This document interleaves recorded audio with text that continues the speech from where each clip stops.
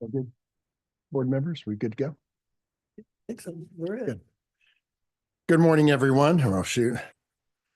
Good morning, everyone. Welcome to the March 26th Board of Zoning Adjustment docket and meeting today. I'd like to thank all city staff who have prepared your cases for us to hear today. And I'd also like to thoroughly thank my fellow board members sitting around the table. I've been gone for 3 meetings, back today. And I asked Randy and other members to prod me if I'm saying the wrong things at the right time. So again, thank you for that. So Come back. thank you. Before we begin, I'd like to swear in all city staff. Wait a second. No, sorry. See, I'm already off. Sarah, do you want to tell us about the cases today and the meeting procedure? Yes, thank you. I'll describe the procedure for our hybrid meeting today. For everyone joining us online, please know that there are 2 categories of people participating in the meeting: attendees and panelists. Right now, the only panelists are the board members and city staff. If you are an applicant or a member of the public who is interested in a case, please use the raise hand function when the case is announced to let staff know you would like to speak on a case. There is a ribbon at the bottom of your Zoom screen with a hand icon. Please click this to raise your hand to request a promotion to panelist. You will need to accept the promotion in order to speak. It may appear temporarily as if you have been disconnected, but don't panic. You will reconnect shortly. If you are joining us via the Zoom app on a smartphone or computer, please change your screen name to reflect your legal name. If you are calling in on a phone number, you cannot adjust your screen name. It appears as your phone number. You can still provide testimony by raising your hand when the case is called by pressing star followed by the number 9. At the time of promotion, you must turn on your camera and microphone to be sworn in. Your microphone needs to always be on mute unless you are giving testimony at the appropriate time. For everyone joining us today in person, please approach the microphone on the podium when it is appropriate to give testimony. Applicants may be seated at the center desk when the case is called. Everyone planning to testify must sign in on the sign-in sheet. Is it on the podium or is it it's out by the door. So please sign in if you are speaking today. If you are in person, there is no need for you to join the Zoom meeting as well, and joining the meeting in both manners causes a lot of unnecessary feedback and audio disruptions. All public testimony, both in person and virtual, is subject to the following rules. The BZA secretary or their designated representative will identify you when it is time for you to speak. You must be sworn in under oath to provide testimony. Please provide your full name and address when you are sworn in. Everyone, board members, city staff, and members of the public need to speak closely and clearly into the microphone. You may hear an alarm when your allotted time is over. Please be respectful and wrap up your statement once you hear the alarm. We ask that there be no repetitive or irrelevant testimony. If you wish to admit exhibits, you need to have your exhibits ready on a jump drive or ready to share on your screen and email them if they are admitted to the assigned planner for the case. The chat box online is only for questions about the agenda, and merits of each case are not to be discussed in the chat box. The Board of Zoning Adjustment may take breaks during the day. These breaks are typically taken around 10:30, 12:30, and 3 p.m. if our meeting lasts that long. And that is everything for today. Oh, thank you so much, Sarah. I really appreciate you sharing that. And before we start to review cases, I would like to swear in all city staff, members who are going to be presenting or testifying today. If you're online, please turn on your cameras. Otherwise, please raise your right hand to be sworn. Do you solemnly swear or affirm to tell the truth and nothing but the truth in this meeting today? If so, please state your name. Andrew Clark, I do.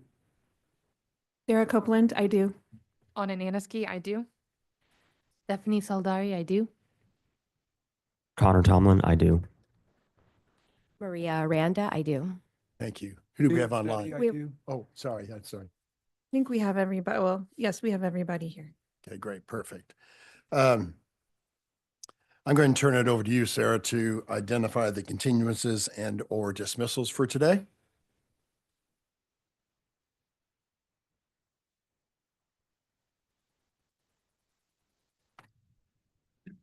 We have one continuance today, and that's docket item number 5, CDBZA 2025-13, a request to appeal the denial of a certificate of legal nonconforming use for a short-term rental at the subject location on about 0.1 acres generally located at 321 Southwest Boulevard.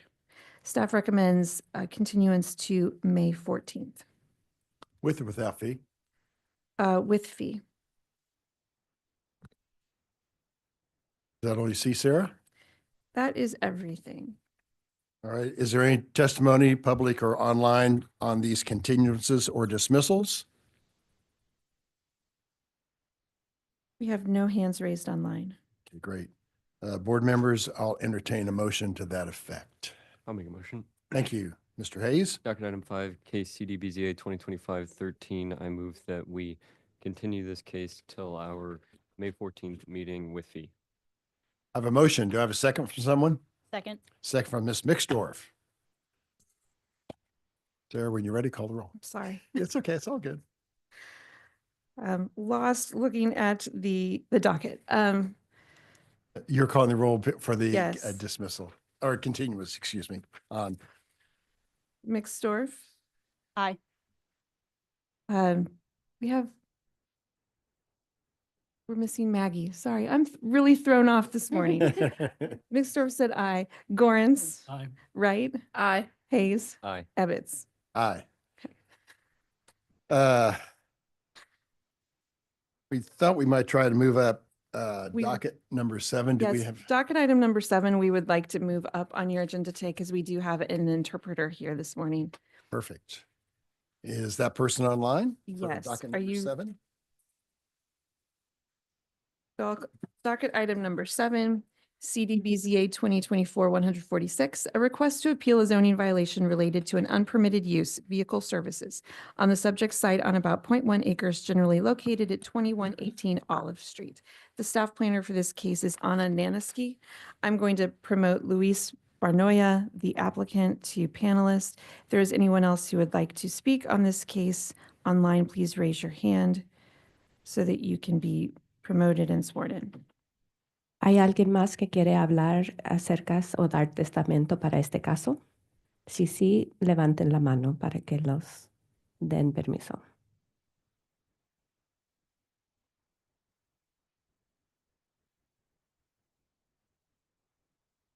Mr. Barnoya needs to turn on his microphone so that he can be sworn in. Por favor, prenda su micrófono para que... We've got Para Listo, que- listo.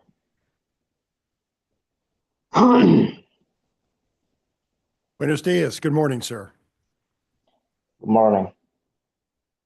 I'd like to swear you in. Please raise your right hand to be sworn.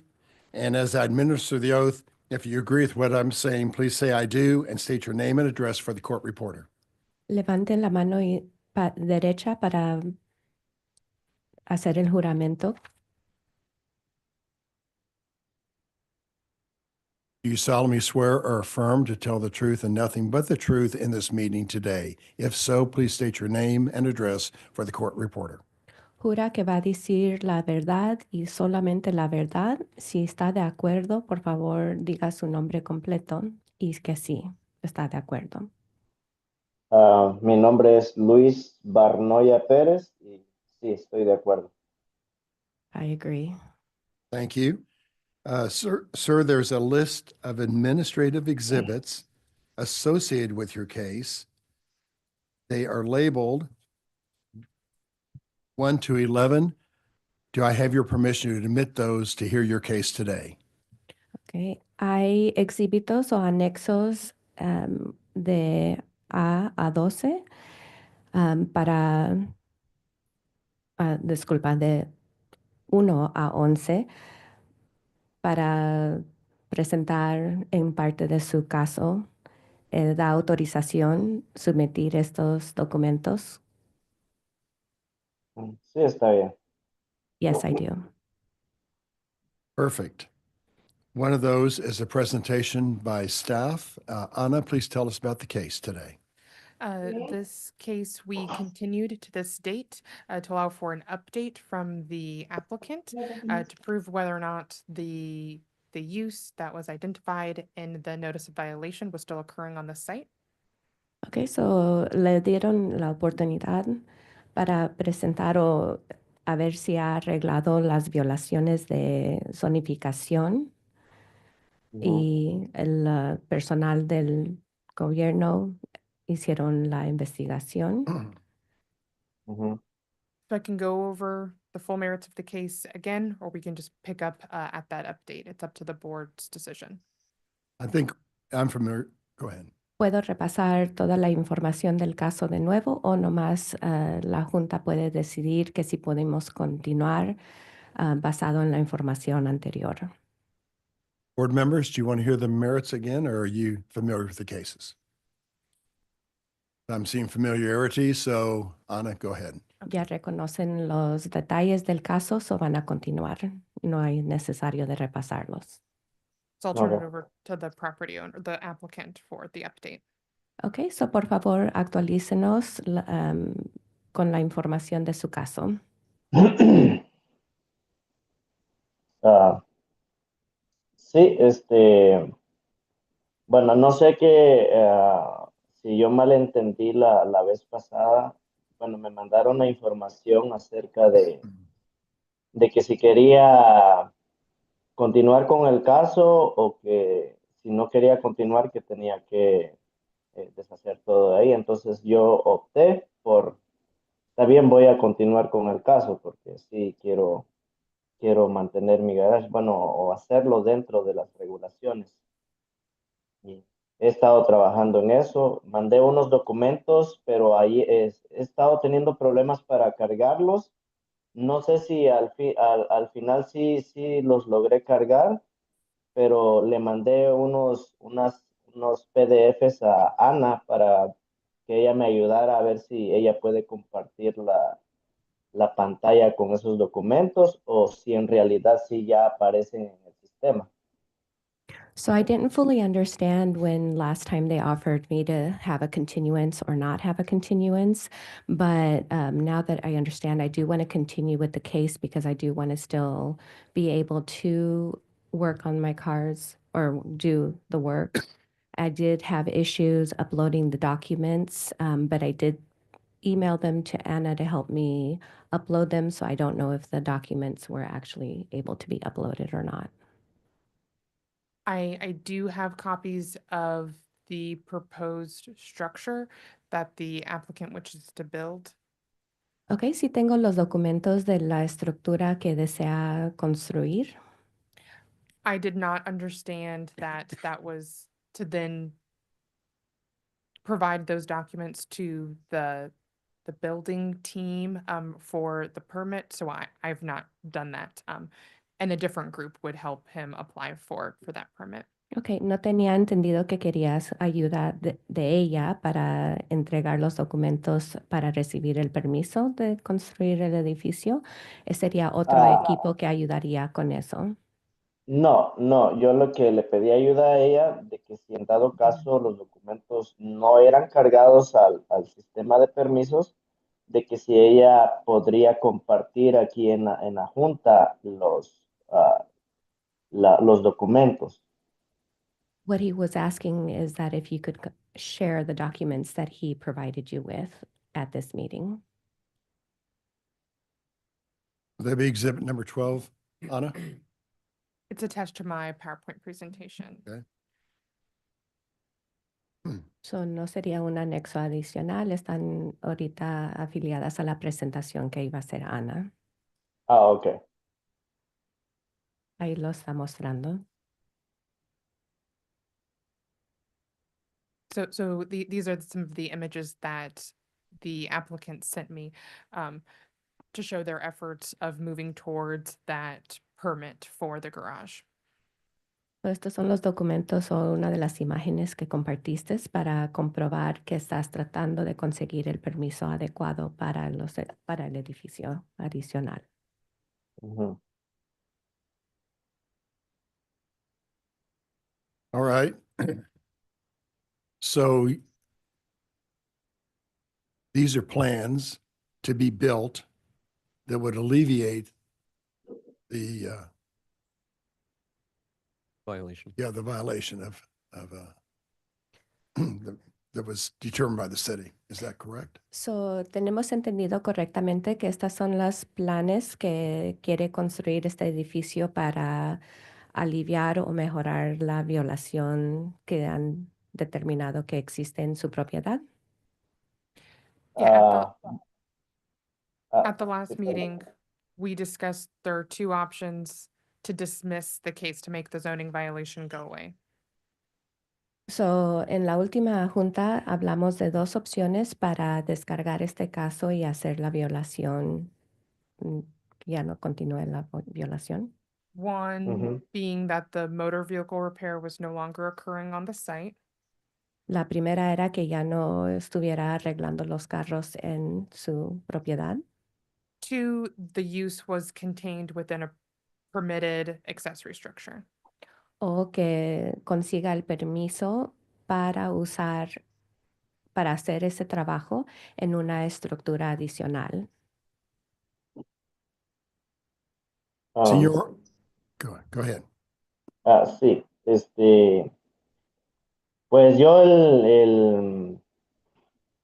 prácticamente el problema original era que me estaban diciendo de que yo estaba usando ahí la propiedad como comercial. Entonces, lo que yo quiero hacer aquí no es algo comercial, o sea, es un garage solamente eh, para arreglar mis propios carros que yo tengo. Que yo ya he explicado anteriormente que me gusta arreglar carros, comprar carros así como proyectos y arreglarlos. Es lo que quiero. No, tengo entendido de que en ese caso no sería algo comercial porque es como un hobby para lo que yo lo quiero.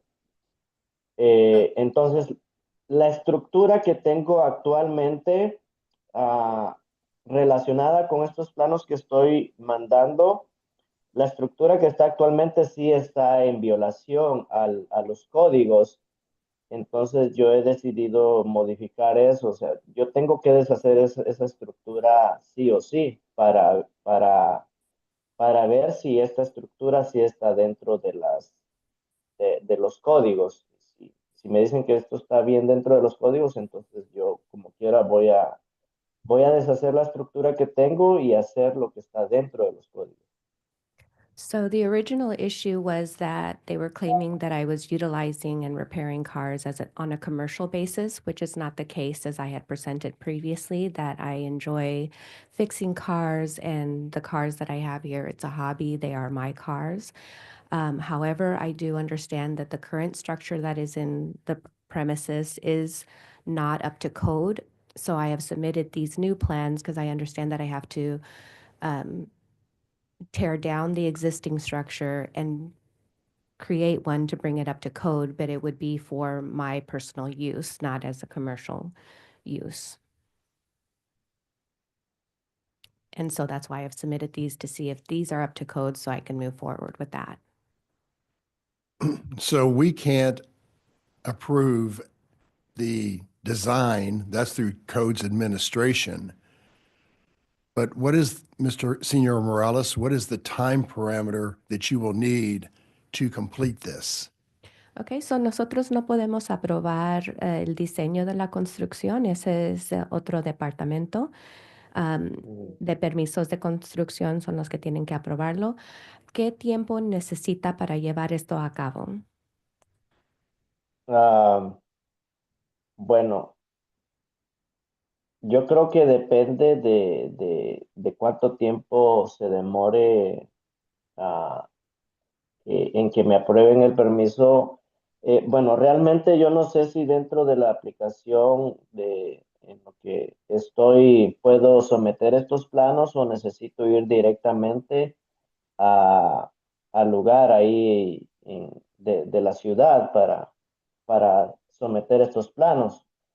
El problema realmente es que no tengo el conocimiento para hacerlo en línea.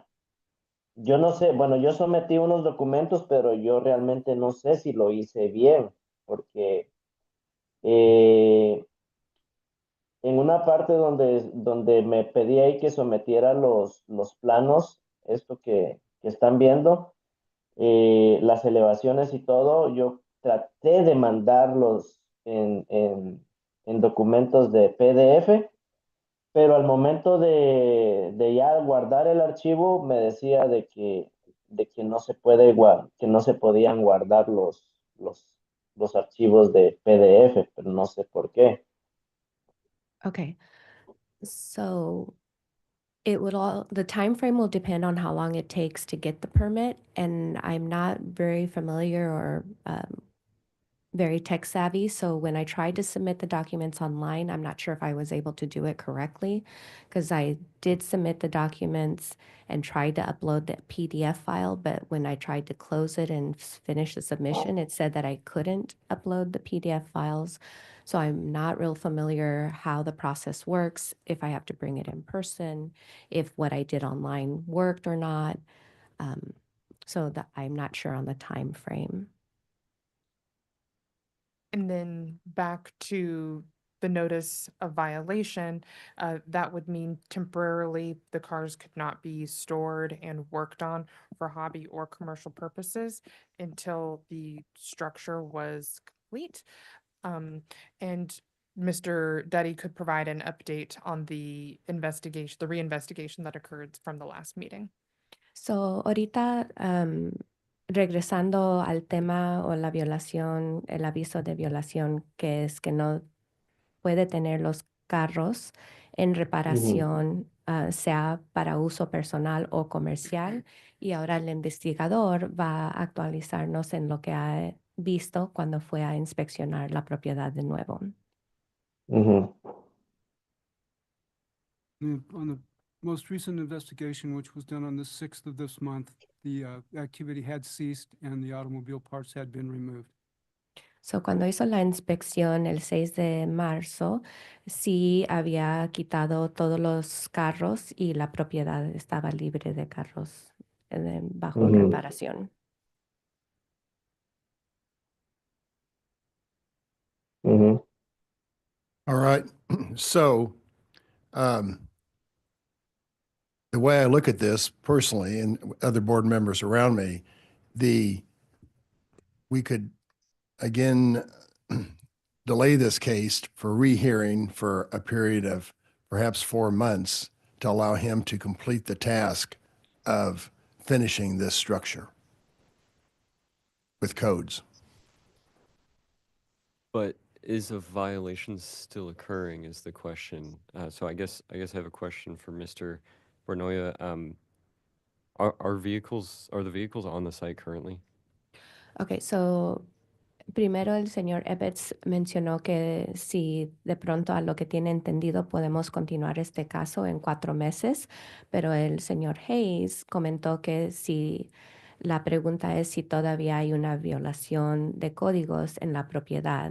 So le pregunta a usted, ¿todavía tiene carros en reparación en su propiedad al día? No, carros en reparación no tengo ahí en mi propiedad.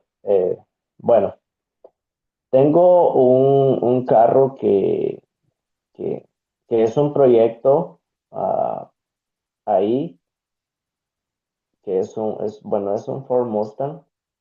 Es el único que creo que tengo ahí que no lo puedo encender porque pues, está descompuesto, necesitaría arreglarlo.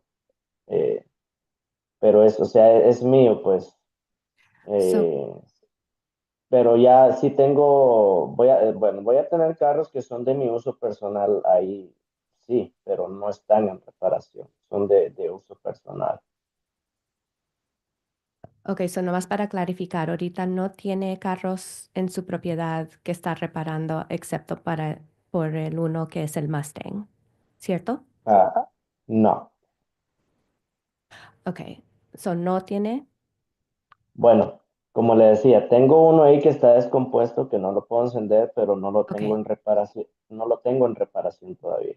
Okay, so I asked for clarification. So he did Yeah. say that he doesn't have any of the cars there, but he said actually there is one car that he has that he hasn't been able to get started to move it. So it's a Mustang that he's working on for his personal use but so there is one car right now that is not working, that is on the property. I mean, it sounds like the violation's not there anymore. Sounds like it was remediated based off of the inspector and the testimony. There's one vehicle. Is that vehicle? I guess this is a question for Mr. Barnoya. That vehicle in the rear of the property where the others were from the prior inspection. Ok, so parece que la violación ya no está, que ya ha reparado, pero una pregunta. ¿El carro que no está funcionando está en donde estaban los otros carros inicialmente, detrás de la propiedad? Sí. Yes.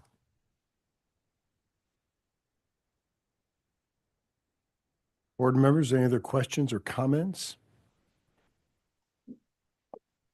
I have a comment or a question for city staff. So if we do not think that there is the violation and if the permitting process is going to begin, can we dismiss this from our board then? So we're not continuing to continue this and it goes to the appropriate permitting process and off our docket. Yes. So, la pregunta que hizo a los miembros de la Junta es que es como ya ha cumplido y ha aclarado las violaciones, que si sería mejor ya dejar este caso como cumplido en este departamento y luego que usted continúe con los permisos de construcción y le dé ahora en otro departamento su caso. Yes. Y una Ujú. respuesta and the Yes. response. Yes. ¿Están de acuerdo? Ok. Nomás ve que yo explicaba anteriormente que he estado teniendo problemas con poder someter estos documentos. Entonces, no sé si hay alguna manera en que alguien del staff me pudiera proporcionar la información o ayudarme en esto a poder someter estos documentos. Okay, as I mentioned earlier, I was having issues submitting these documents online. Would it be possible for anyone on staff to be able to help guide me or give me reference of where to continue my case to get the permit? Yes, I'll email him. Okay, sí, la señorita Ana va a mandarle un correo electrónico. Ok. Perfecto. No one else has any questions. I'll make a motion. Thank you, Mr. Hayes. On docket item 7, case CDVZA 2024-146, I move that we dismiss the case. I've got a motion from Mr. Hayes, a second from Mr. Gorens. Sarah? Just for clarification, I will be calling the 5 members from the quorum established in February. Yes. So Mr. Gorens, Aye. Mixdorf, Aye. Wright, Aye. Hayes, Aye. Meyer. Aye. That case has been dismissed. Okay, so ya despidieron su caso en este departamento violaciones de zonificación y todos los miembros que estaban presentes ya lo despidieron. Ahora, okay, gracias. Thank you. Muchas gracias. Thank you.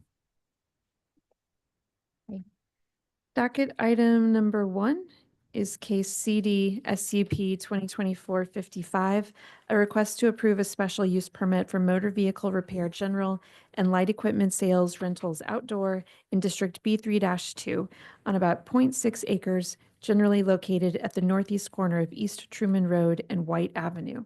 Andy Clark is the staff planner for this case. If you are a member of the public online who would like to speak on this case, please raise your hand to be sworn in. We have no hands raised online.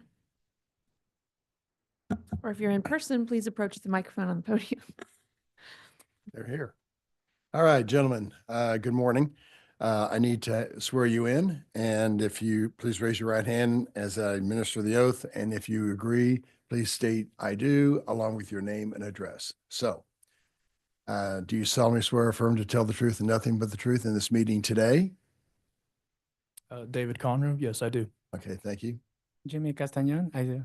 Thank you. And your addresses, please, for the court reporter? The address Your addresses for the court reporter. Where do you live? 1535 East 50th Terrace. Let me see my house.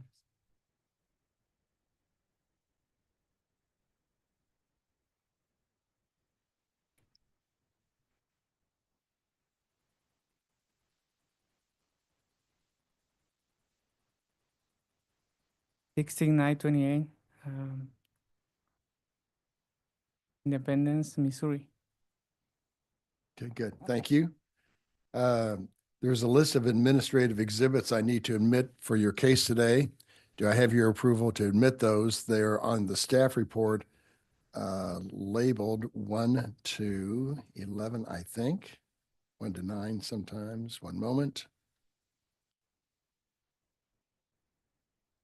I don't see them. I Mr. only Clark, see 1 through 3. do you have a list of sometimes there are a list of standard exhibits we admit for the case. But it may I be, see 1 to 3, so let's go with that for the time being. it may just be a holdover from CPC. It is a holdover, Okay. but there are no variances associated with this case. Okay, great. So those are admitted. Andrew, tell us about the case today, All please. right. Thank you. Good morning, Chair Ebbets and fellow board members. I will share my screen. Andrew Clark, City Planning and Development.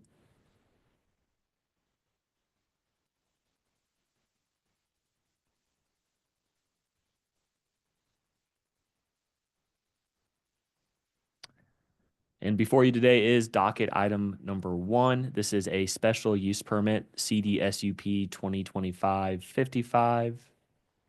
And this is located at 6000 East Truman Road. The site is located in the 4th Council District in the northeast portion of Kansas City. As you can see, it is zone B3-2 along Truman Road, which is a well-known auto-oriented and commercial corridor. Just a brief history. Here is the site in 1891. Truman Road was once Blue Avenue.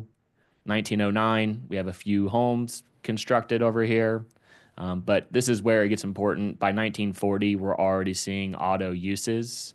There's an auto repair, auto sales and service, outdoor auto sales already occurring 80 years ago. So the character of this corner has always been auto repair oriented. The applicant is here today. They want to confirm that their uses are going to be lawfully established. There is no records since Chapter 88 or the zoning code has been around that this has always been an auto-oriented use. As you can see, in 1963, this was a plumbing supply company. So they're just here to make sure there's never a question if they come back in to do an addition or get a zoning clearance that general auto repair and outdoor auto sales are permitted. The main key points from this case is that staff is recommending and the CPC also recommended approval to allow for these special use permits, 2 of them, general auto repair and outdoor auto sales, to not exceed 10 years. The applicant, they have been here. It's well established. So that's why we're recommending a longer time period. And we just want to make sure that the beautification on this site continues over this time. And then again, one problem that we're having along major corridors with outdoor auto sales, this is more of a public works violation, but vehicles being parked on the sidewalk. So just putting it on the conditions, do not park vehicles on the sidewalk. Not that the applicant is doing this, but if someone else were to take over the site, we want it on paper, you cannot do that. Here's a view of the site. It's on, again, the northeast corner of Truman Road and White Avenue. The applicant did provide some drone photos for us to show the overall site. Here's the site outlined in yellow. It does abut residential uses to the north. You can see on the far west side of the site, the old parking lot has deteriorated, so the applicant will be bringing that up to code, resurfacing that lot. They did provide a site plan for staff that's easy to read, understand what's going on here, which is very much appreciated. Instead of seeking variances to the landscape code, staff is not in favor of doing that because the variances run with the land forever. So in this case, staff worked with the applicant to have them apply for an alternative landscape compliance application.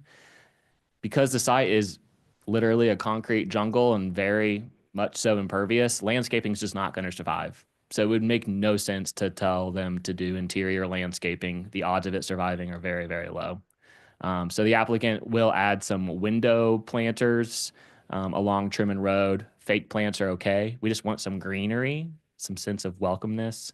And then also the chain link fence along White Avenue and Truman Road on the western portion of the site will be replaced with a high quality wrought iron fence, which looks good, but also provides the applicant with a sense of security. I went into the history of this has always been auto oriented. It is in conflict with the Truman Plaza area plan, which recommends residential medium high density here, but this has always been auto oriented. So that's why staff is recommending approval for this special use permit. And as I stated, this did go before the City Plan Commission last Wednesday on March 19th. They also recommended approval with conditions for the special use permit. And it's 2 special use permits, outdoor auto sales and general auto repair. And that concludes my presentation. Thank you, Mr. Clark. I like the pictures and presentation from the early 1990s. Thank you for that. Board members, do you have questions of staff? Gentlemen, why should we approve your request today? We're looking to bring additional value to the surrounding community as well as grow our business. We're respectful, responsible men just trying to make an honest living. So There's a list of conditions from City Planning Commission. Do you have any issues with any of those conditions, sir? no, sir, we're going to obey those conditions. All right. Board members, questions of them, of the applicants? Again, just thank you for providing the documentation, the imagery. We get a lot of applicants that don't provide imagery, so we do appreciate that. Absolutely. It's very Yep. It helpful. was my wife's drone. So Thank you to her. Yep. Yep. I would offer a motion if there's no other Oh. questions. Thank you, Ms. Mixdorf. Go ahead. In case number 55, I move we grant the applicant's request in accordance with site plan, staff report, and the conditions therein. I have a motion. Do I have a second? Second. Second from Ms. Wright. Sarah, please call the roll. Gorens, Aye. Mixdorf, Aye. Wright, Aye. Hayes. Aye. Ebbets. Aye. Your project is approved. Those 2 special use conditions have been approved. Thank you very much. thank you so much. Thank you.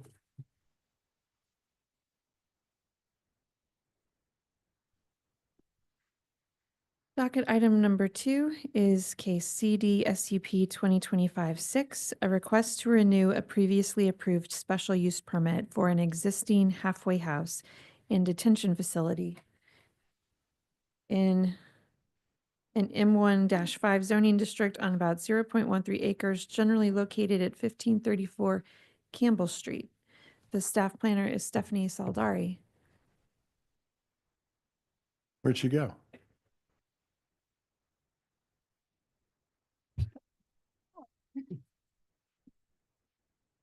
On the screen. Hi. Hey, thank you, Ms. Stephanie. Okay, so here's Stephanie. And we have the applicant here. If you are a member of the public who is interested in speaking on this case, please approach the microphone on the podium or raise your hand online to be sworn in. We have no hands raised online. Gentlemen, please raise your right hands to be sworn. As I administer the oath, if you agree, please say I do, along with your name and address for the court reporter. Do you solemnly swear or affirm to tell the truth and nothing but the truth in this meeting today? Alex Reed, 400 East 20th Street, Kansas City, Missouri. I do. Perfect. Kyle Mead, 17404 East 21st Street North in Independence, Missouri, and I do. Thank you very much, gentlemen. There's a list of administrative exhibits.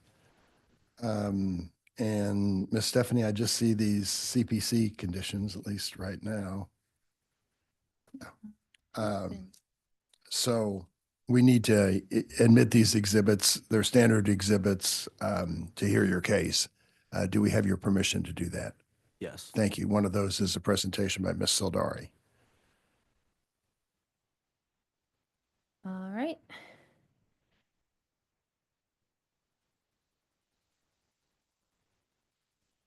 Okay, so we got docket item number 2, CDSUP 2025-6. So special use permit for the Heartland Center for Behavioral Change on 1534 Campbell Street. And this has been prepared for the Board of Zoning Adjustment. All right, so the subject site is located just south of downtown, west of I-71. Highlighted in yellow is the subject site, and here's Campbell. And this is an image from Google Street View showing the site. And this is another one. And here is the site plan.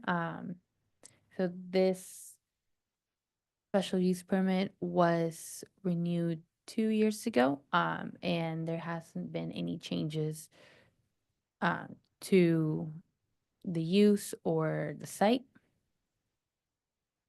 And for the approval criteria, the use does meet all of the criteria. It meets all the standards of the zoning and development codes. It does not have a significant impact. Excuse me. Yes. I think the screen it's- share isn't yeah. working or something. Oh, okay. Sorry. I'll just reshare.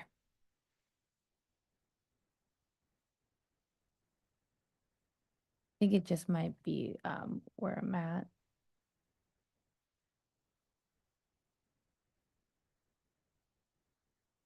Okay. 1 second. Okay. I'll just leave it there and hopefully it continues. But yeah, so it does not have a negative impact on the neighborhood. It is in a walkable area. Right. And okay, and CPC recommended approval subject to conditions. And that concludes my presentation. Thank you, Stephanie. Board members, any questions of staff? I have one question. So Mhm. I believe we've seen this case every 2 years seems to be Yes. the standard. Yes. And so is the intent to, it looks like, still be 2 years for Yeah. the condition? Okay. Yeah, so that's at CPC I said it was state law, but apparently it's city ordinance that halfway houses they have to be renewed every 2 years for the SUP. Okay. Thank you. All right. Gentlemen, why should we reapprove your request today? So I'll let Kyle, who's the CEO of Heartland, talk a little bit. But I would just say nothing's changed since the last approval 2 years ago. Perfect. And Kyle, bring the microphone close to you so that court reporter can hear. Sure. Thank you for the opportunity. I think the reason why is because the services that are provided here are critical to public safety here in our community. It assists number of people who are criminal justice system involved, and it provides oversight for those individuals as well as access to treatment services and other things that I think is really good for our community. And we appreciate the opportunity to continue to serve in that capacity. Thank you, Kyle. And I heard city staff, there's been no incidents, no complaints that I hear of. No, we have day-to-day operations and working with that population, obviously. A couple of things that we did do that have changed since the last time was that we've incorporated some contracts with Titan Security. One of the reasons for that is in our own quality assurance efforts, we had an increase in the number of 911 calls, and we wanted to see if we couldn't reduce some of that impact on public service. And so we implemented having Titan Security be a part of that, and hopefully that we don't have a lot of data just yet, but that's certainly our intent is to be a good steward of community resources by taking some of those actions on ourselves. So no significant incidents. We certainly, like I say, have operational things that come up, but nothing major. Perfect. Thank you for that explanation. Board members, any other questions?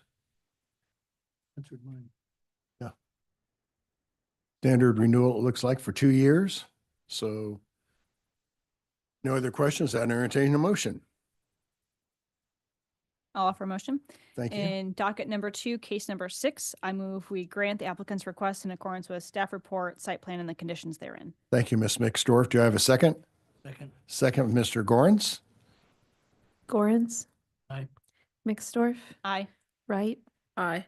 Hayes. Aye. Ebbets. Aye. Your project is approved for another 2 years. Good luck with you. Thank you very much Thank for you. coming.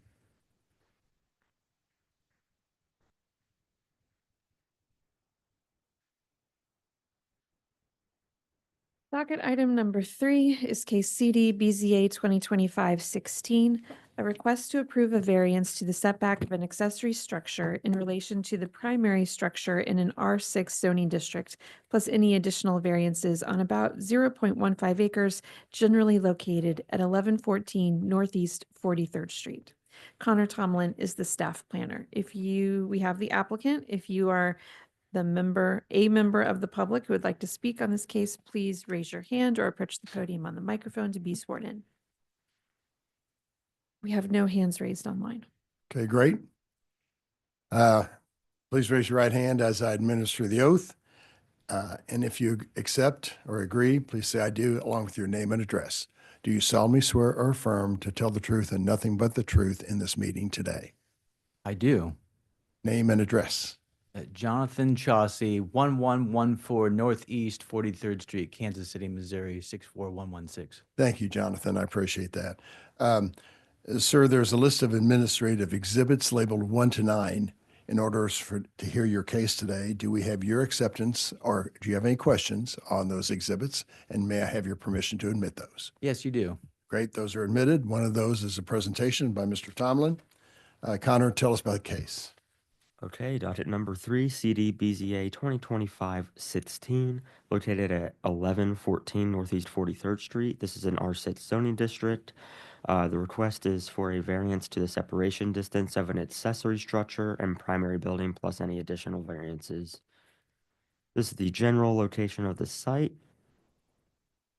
This is a closer look at the property itself outlined in yellow. This is the site plan, largely comprised of the structure.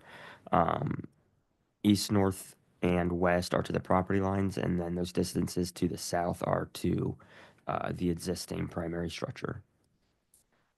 The variance request is a variance of 5 feet 7 inches to the required separation distance between an accessory structure and the primary structure to permit a setback of 4 feet 5 inches on the subject site. 55.83% change. Again, that's 5 feet 7 inches. Substantial change to the character of the neighborhood is anticipated, as many properties in this area have accessory structures, and most would appear to be compliant with setback requirements. The difficulty could have been obviated by having placed the structure further back from the primary structure, further back from the primary structure. And having obtained the proper permits prior to beginning construction. That concludes my presentation. I'll take any questions. Board members, any questions of Mr. Tomlin? I've got a question. So has the proper permitting now been underway? Yeah, it's Okay. underway at the moment. It's just, as we've heard in the past, they're on hold until this goes BZA through. determination. Perfect. Thank you. Any other questions? Jonathan, why should we approve your request today, sir? I began building this structure that was well within 200 square feet because that's what I understood that the code requirement was for a permit exempt accessory structure.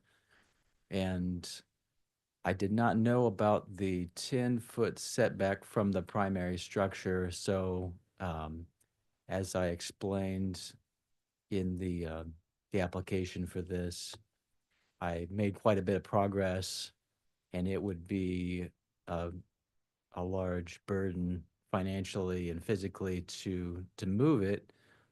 And the purpose of the structure, it's an exterior fireplace recreation enclosure for my wife and myself to just enjoy some time in the backyard, being outside, but being under a shelter.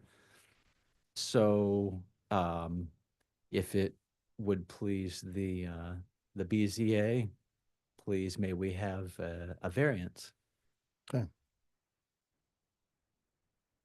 Is it four walls enclosed It's, or is it open on one side or two sides? it's open on two sides. I'd say it's 2.5 walls. Mhm. Any neighbor opposition or support or comments that you've heard? My neighbor is right across the street. Rhonda Pierce, she said, "Hey, we got this letter. What do we need to do for you?" And I said, "Well, I could get a petition signed by you," but I never did that. But she sounded like she was in favor, her and her husband, Carlos. And that is the only verbal feedback I've gotten from anybody. All right, thank you. Connor, any other reports that came in? Similarly about the letter, I got a phone call asking about it, but I don't believe over that phone call they stated one way or the other how they felt about it. They were more just asking questions. Right. All right, board members, further questions? I just like a clarification. So how tall is the structure? I didn't see any photos or elevations. 10 feet. 10 feet, okay. And yeah, I saw stone was in the material that was being used. Yeah. Okay. Yeah. Stone and brick. Open at the top. It is open at the top, but I intend to put a shelter on it, in case we want to be outside while it's raining. So I'm looking at your site plan, and it looks a little asymmetrical from what I'm seeing. My understanding that like one side's like 10 feet, the other side's 13 feet. Is that the intended like footprint? Yes. Okay. So there is a opening of 8 foot 8 inches on one side between the primary structure and the accessory structure. It's just that the asymmetrical wall juts out a bit closer. Am I understanding correctly? You are correct. Okay.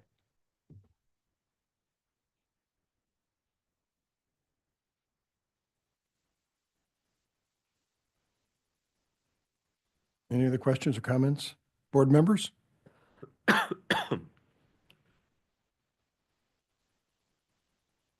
Mr. Tomlin, really if he was out 10 feet, he would not need to be here today. Is that correct? That's correct, yeah.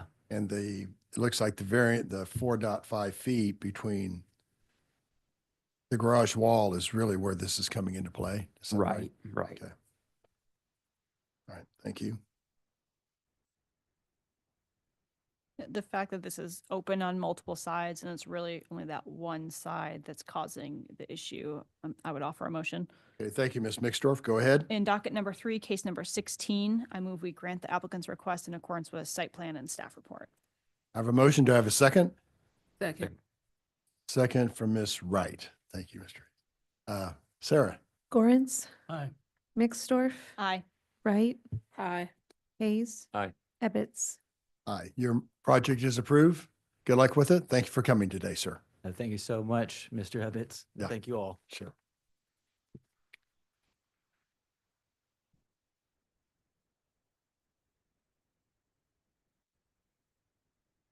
Docket item number 4 is case CD BZA 2025-19, a request to approve a variance to permit a deck to encroach on the side setback, plus any other needed variances on about 0.074 acres, generally located at 2323 Jarbo Street. The staff planner for this case is Stephanie Saldari. The applicant is here. If you are a member of the public who would like to speak on this case, please approach the microphone on the podium or raise your hand online to be sworn in.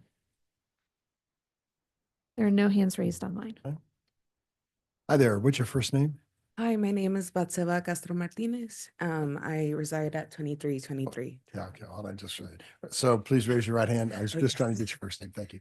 Please raise your right hand to be sworn. If you agree with what I'm saying, please say I do with your name and address. Do you solemnly swear or affirm to tell the truth and nothing but the truth in this meeting today? I do. and your name and address for the court reporter. Batseba Castro Martinez, 2323 Jarboe Street. Kansas Perfect. City. Thank you, Ms. Martinez. There's a list of administrative exhibits labeled 1 to 9 that the board needs to, that we need to admit to hear your case today. Do you have any questions on those exhibits, and do we have your permission? You have my permission. Thank you so much. Part of that is a presentation by Ms. Sildari, who was back in the back room a little bit earlier. I'm glad you came out. Yeah. Please tell us about this case, Stephanie. All right, so we got docket item number 4, CDBCA 2025-19, 2323 Jarboe Street, zoned R-6. And the applicant is seeking approval of a variance to the side setback to resolve an existing violation for a deck built without permits that is encroaching on the northern side setback of the subject site. Okay, so the site is located over here in the west side. And highlighted in yellow is the subject site. You can kind of see the deck on it. And then here is the survey done. So we have the existing house and the wood deck with the stairs. And then it is about 2.1 feet away from the side property line. Okay. And then these are just photos of the existing deck. And then, so for the variance request, this is a variance of 0.4 feet to the setback, to side setback, to permit a deck with a side setback of 2.1 feet on the subject site. So this is a 16% decrease. A change to the character of the neighborhood is not anticipated since many of the lots in this neighborhood are narrow, so it's not unusual for buildings and structures to be so close to property lines. Additionally, a similar variance was approved recently on the same street for a 2.3-foot side setback, also for a deck. It was this house, I believe, so it was like 2 houses down. So although the existing house is built past the permitted side setback, the deck could have been built to meet code, had it been moved down a bit. And that concludes my presentation. Thank you. Questions of Ms. Sildari?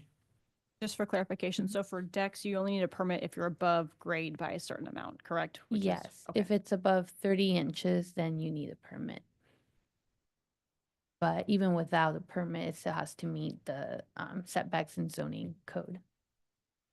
And Ms. Stephanie, did someone bring this to our attention, to the city's attention, since it was built? Yeah, I believe it was reported, so there was built without permits violation letter sent to the homeowner. And so they started the permitting process, and during that process, we found out that it doesn't meet the setback, and the homeowner, Right. yeah, submitted for the variance, applied. Ms. Martinez, why Yes. should we grant your request today, ma'am? Well, the original structure that was there was on the exact, we built upon it essentially. My neighbors haven't complained. We really enjoy our deck.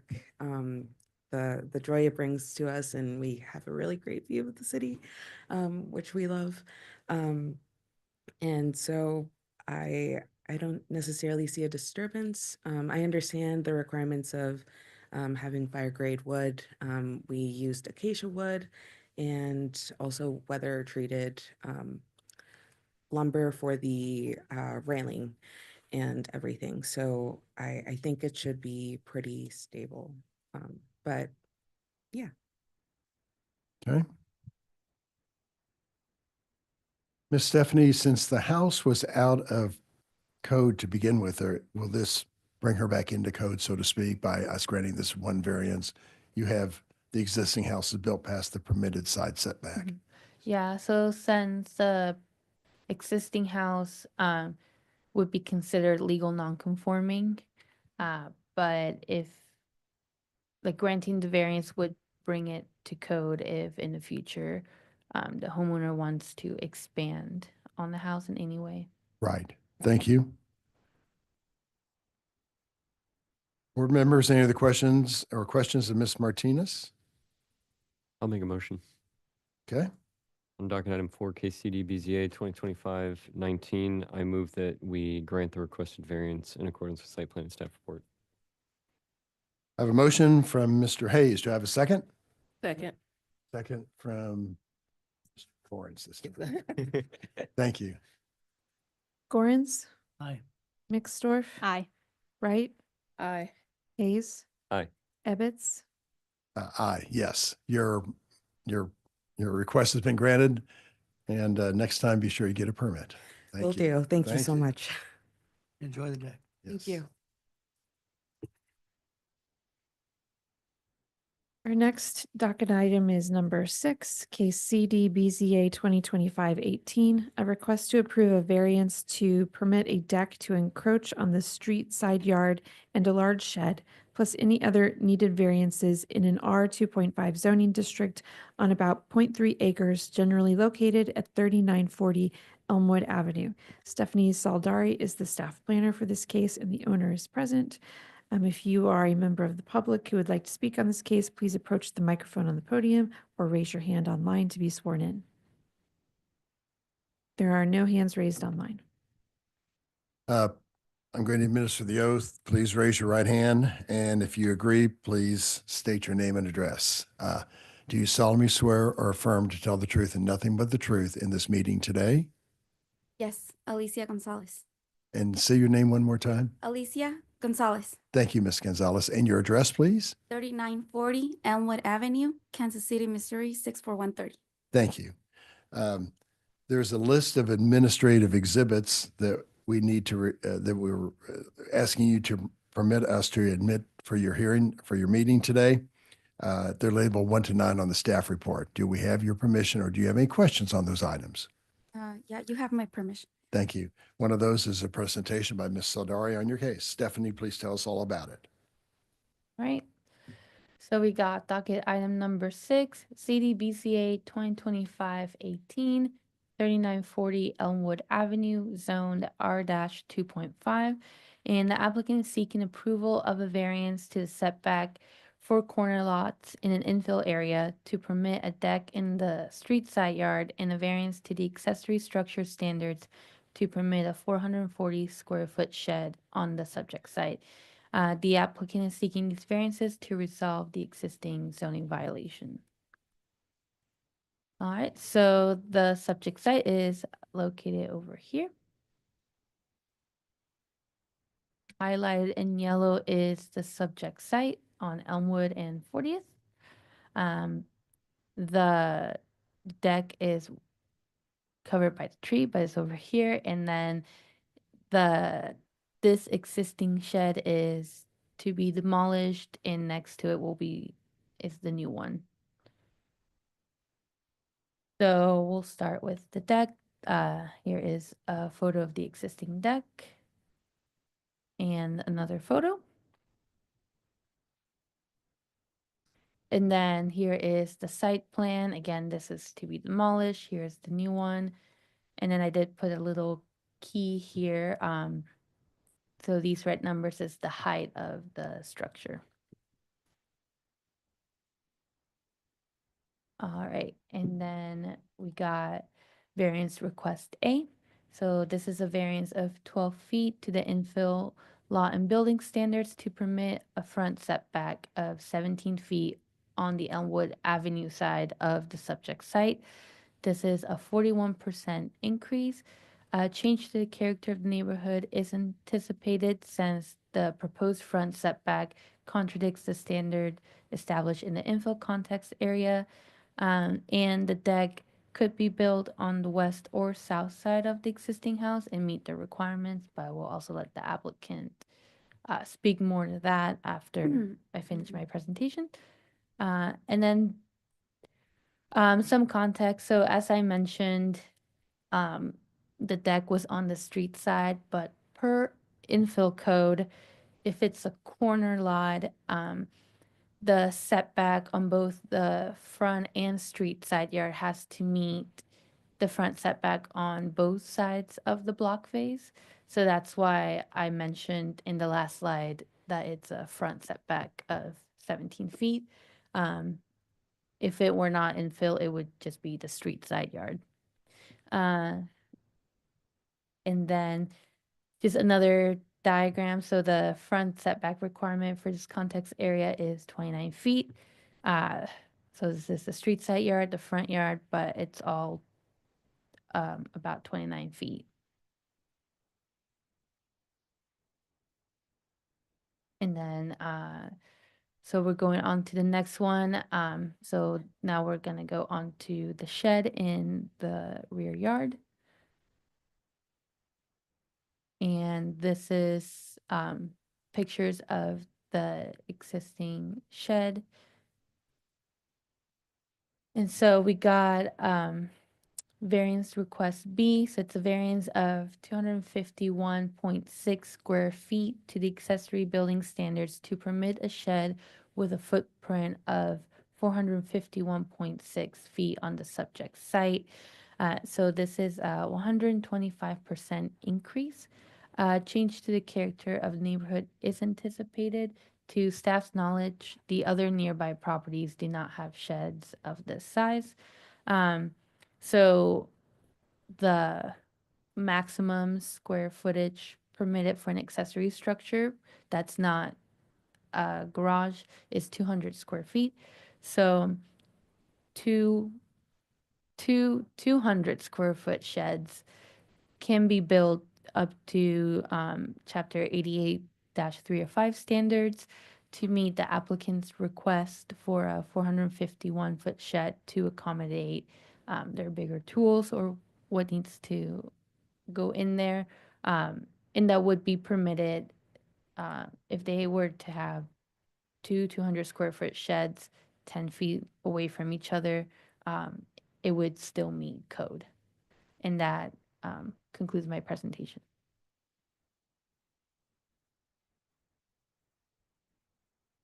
Board members, questions?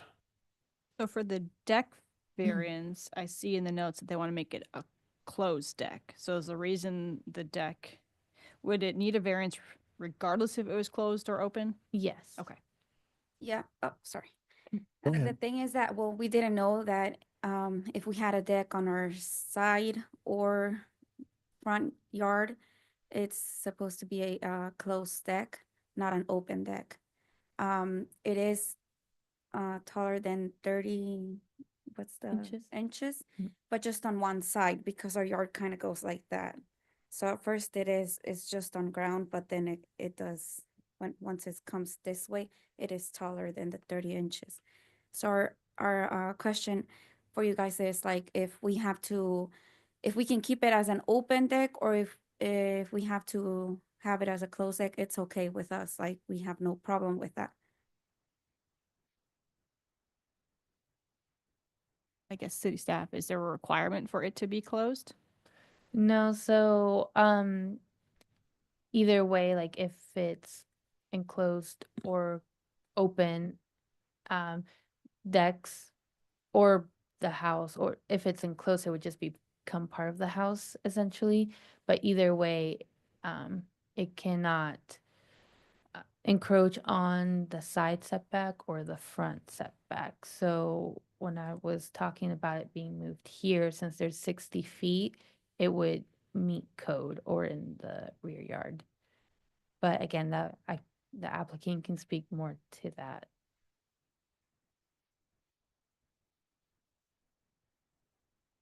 Any other questions of city staff? Why should we approve your case today? This is quite a bit of variance you're asking for today. I know, I totally understand. I think the hardest part is the large, very large shed. I don't know, I can't call it garage because it's not gonna be for a car to be inside, really. It's actually just for tools and stuff. Our house is very small, so we were planning on having our house things there too, and our tools, like construction tools, yard tools, all of that. so no cars. So I'm not sure if I should actually make it into a garage, since a garage can be larger, or we can just keep it as a shed. I think garages do have different requirements. You need a driveway access, all of those Yes. things to make a garage that Yes, meet that's the the requirements thing. as well. Uh-huh. But I mean, whatever you guys decide today, we have to do. So if we have to tear it down to actually meet the codes and maybe have two, as she said, maybe two sheds of 200 square feet, right? Mhm. That will be okay too. We do know it's a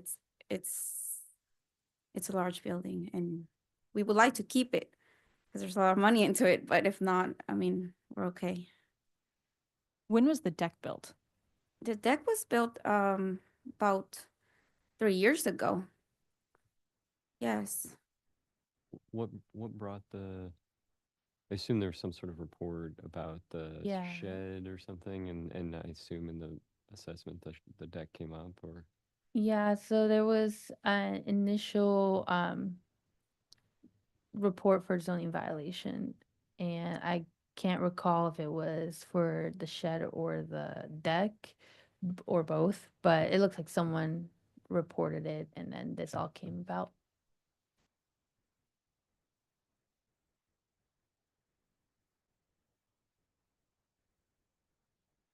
The shed seems pretty big to me.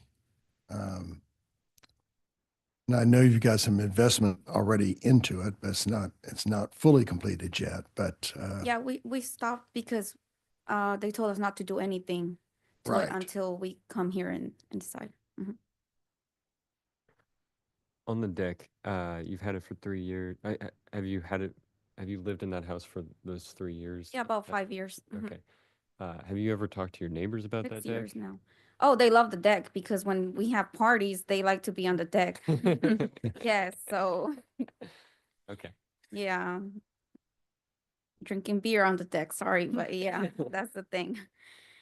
Yeah, I'm not sure. Maybe did someone maybe did have trouble. We kind of did got in an argument with, not an argument, but it's with one of a neighbor that used to rent a room from another neighbor. So we're thinking he kind of got mad. Yeah, that's it. But with all my neighbors, we're very good with it. Yeah, even one neighbor called me to, she said, tell them that I have an open deck too. I'm like, no. But I'm just one board member. The deck is less concerning to me since it is open. I think I would maybe be more concerned if that was enclosed. I think the open deck, it's not very tall. It's not really obtruding into the yard too much. But the shed size, I think, is where I have the greater concern. I understand. I would actually echo Ms. Mixdorf again. The deck, had you been in the middle of the block, you probably wouldn't need a variance for that because the way it's the corner lot, the way you sit on a corner lot. But I also think the shed is a little bit too much for that area. So just letting you know that. Mhm. But you could have two different sheds, as Ms. Sodara's suggested to you. Is it okay with this same shed if we try to bring down and maybe in the same structure, try to build the 200 feet shed? That'd be a Like question. within, Yeah, so you can reduce it to Mhm. 200 square feet, and then the second shed would have to be 10 feet apart from the first shed and the house. So as long as they're 10 feet apart from each structure, and it should be if good. we reduce, is it okay if we don't tear down the small shed that we have on the side, or do we have to tear it down? Oh, so you could keep this shed and then reduce this one, but move it over 10 feet. Okay, I get it. Mhm. And I guess that's where I'm a little hung up as well, because if they're allowed to have two structures that equal 400 square feet of shed space, two separate sheds, or just one that is 451 square feet, is that? Mm-hmm. I mean, it's essentially giving the same amount of storage on their site, but then you're complicating it with a second structure, which I think maybe clutters it more than just a single structure. Right. So by code, you could have, if you could figure out a way to keep them all 10 feet apart from each other, you could have 5 200 square foot Yeah, shed. so as long as, yeah, so you can have as many um code compliant accessory structures as you like, as long as it doesn't take up more than 40% of your rear yard. And the total number of buildings don't take up more than 75% of the lot area. So you have to do all the math and figure how many sheds you could have. Well, you could have a lot of sheds. You could have, yeah. Yeah, but with that in mind, I feel like where you're placing the shed is at least removed from the corner. It's removed from kind of the front yard and street side yard. And I feel like aesthetically, one slightly larger shed, in my personal opinion, is better than 6 smaller sheds that Thank be you. separated in Yes. the backyard. And ma'am, did I hear there's a shed already on the property? It looks like a small one. It's a small one, but we can tear that down. I mean, Right. it is used, but it's too small. Right. So yeah, that's why we were making a bigger one. We don't have no problem with tearing the small one down. So And it's only 10 feet tall, Yes, the new one or the old? The new the one. new one. Yeah. it is tall too. Yeah, the new shed is not 10 feet away from from the old shed, so it would need to be Mhm, torn tear it down unless you Mhm. want to add a variance to that.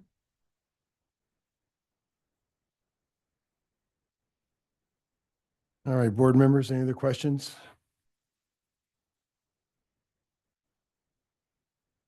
Comments? It would seem kind of silly to have them tear it down and have 200 square foot sheds just to accomplish the same task. But I'll make a motion. Good. Thank you, Mr. Hayes. On docket item 6, case CDBZA 2025-18, I move that we grant the requested variances in accordance with site plan and staff report. I have a motion from Mr. Hayes. Do I have a second? Second. Second from Mr. Gorens. Anna? Or not Anna, excuse me, Sarah. God. Gorens, Aye. McStorff, Aye. Wright, Aye. Hayes, Aye. Ebbets. Nay. Passes. You've got your request was granted. Thank you. Good luck with the project. Oh, so we're good? Yeah, you're good. Okay. Still have to finish the permitting process. but- Okay, okay, yeah. I'll go downstairs now. Perfect. Thank you so much. Thank you.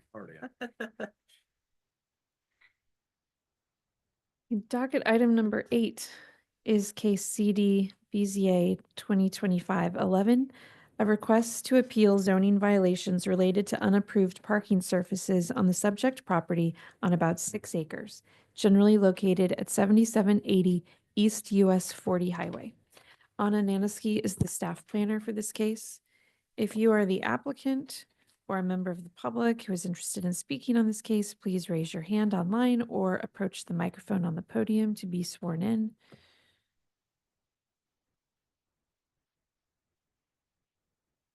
See Mr. Fisher?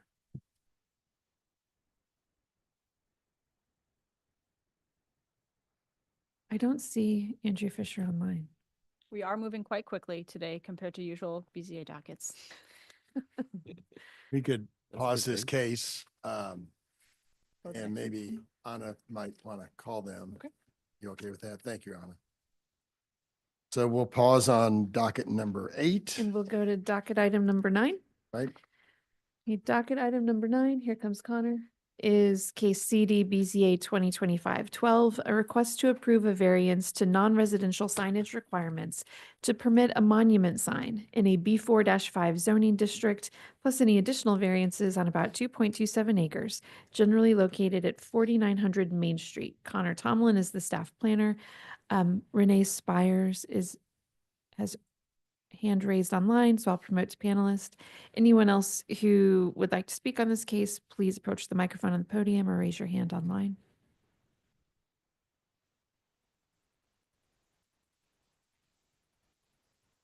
Okay, Renee Spires, if you would please turn on your microphone and your camera to be sworn in.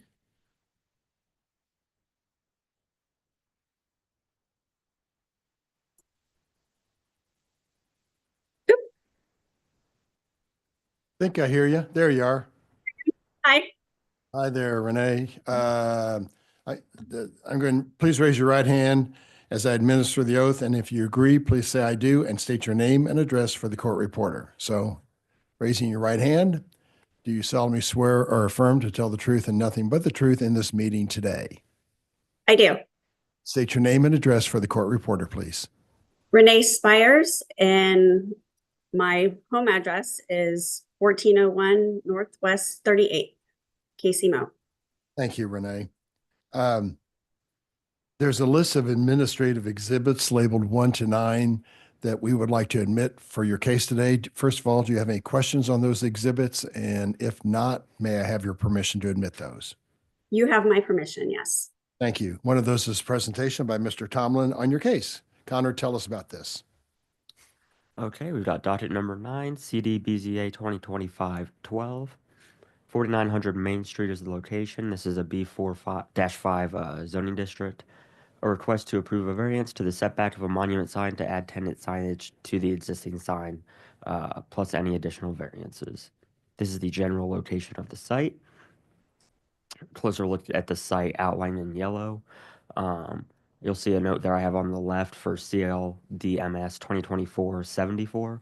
A lot line adjustment was performed late last year to include the signage area into lot 1 of the property. So you'll see originally the property line used to cut across right here, and then the signage is currently sitting right there, so they did a lot line adjustment to include that into the property. This is the location of the site. You'll see that existing address monument has been there for quite a while. It's right up against the right-of-way. A closer look of the sign that currently exists. This is what's being proposed. You'll see that they are adding that, excuse me, that tenant signage on top of the existing address, which is what by code technically makes this now a monument sign, and which is why it's seeking a variance today. The variance is a variance of 10 feet to the monument sign setback requirements for an existing monument sign to be set back 0 feet from the property line per their submitted site plan. That is a 100% change from the requirement. Again, that's 10 feet. A substantial change to the character of the neighborhood is not anticipated due to this sign having already existed at least 18 years per Google Street View. It only lets me go back to 2007. So it's been there a long time. And the difficulty could be obviated by not adding that tenant signage and proposing that tenant signage elsewhere. And that concludes my presentation. Thank you, Connor. Questions of Mr. Tomlin? So again, Connor, the existing sign that's there today, that I'm disappointed because Mr. Clark went back over 100 years. You only went back 18. Sure. I'll do So, better but- next time. Yeah. But that sign has always said 4900 Main, or do you know? Yeah, so the existing sign is just for, it labels 4900 Main as the address for the property. That's what it's served as, however long it's been there. And then the UMB, is there a UMB sign for their bank? Yes, it's on the other frontage. So if I pull up this site plan, you can kind of see it on there, especially if you zoom in on your staff reports. It's on that corner facing West 48th Street. And that monument signage, they're allowed to have one per street frontage. Okay. So that's the 4900 Main street frontage is not conflicting with the 48th Street. Correct. Street signage. Correct. Okay. Thank They're you for on, that. yeah, they're on two different, they're facing two different streets, so they're both permitted. Right. All right. Any other questions of staff before we get Miss Renee? Renee, tell us why we should approve your request. And are you with Infinity Signs or are you with the building? I am with Infinity Signs. Thank you, Renee. Tell us why we should grant your request. Well, we're trying to keep more of the aesthetic flow. And as you know, it's a very large building. And I will admit, when I first went down there, I drove past it because there is no real signage for the tenants that are there. And rather than cluttering up the walls of that, because UMB obviously has a nice sign on the other side of the building, we thought it just made sense to keep the aesthetic flow and to put the tenant panels on, it's kind of the lip of the address on the monument, well, what will now hopefully be a monument. It's still only gonna be with those panels, 6 foot tall. I know otherwise it's larger. But it gives everybody a view of who's there and for the business is to thrive. And like I said, we not clutter up anything. It won't, and it'll enhance it. It won't, be in anybody's view that would cause a distraction. We're just trying to keep minimal signage with what's needed for the businesses that are there. And so people will know that they are there. All right.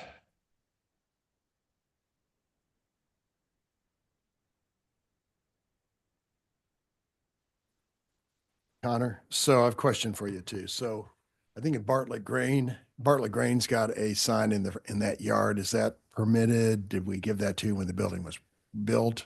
What do you think about that one? Or maybe Renee knows too.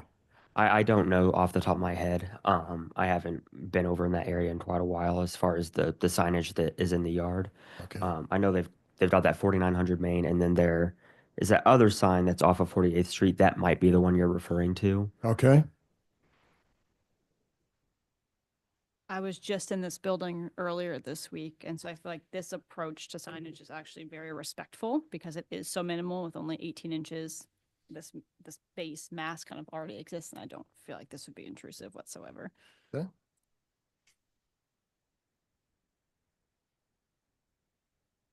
All right. Board members, any other questions or comments? Not? Entertain a motion. I'll make a motion. Oh, yes, Ms. Mixdorf. In docket number 9, case number 12, I move we grant the applicant's request in accordance with site plan and staff report. I have a motion from Ms. Mixdorf. Do I have a second? Second. Second from Ms. Wright. Sarah? All right, Gorns, Aye. Mixdorf, Aye. Wright, Aye. Hayes. Aye. Ebbets. Aye. Your project is approved, Renee. Good luck with it, and thank you for coming before us today. Thank you very much for your time, guys. Right, we're nearing our normal break time. Is that the right time? Yes. More or less. Making fun Yes. of her Yes, over there. correct. Okay, so let's take a 15-minute break. We'll be back here at 10:40. Thank you. 10. That clock is just a little slow. Do you want to say 10:45? Sure, 10:45. You told me the clock was right. I didn't say that. Okay, thank you. All right.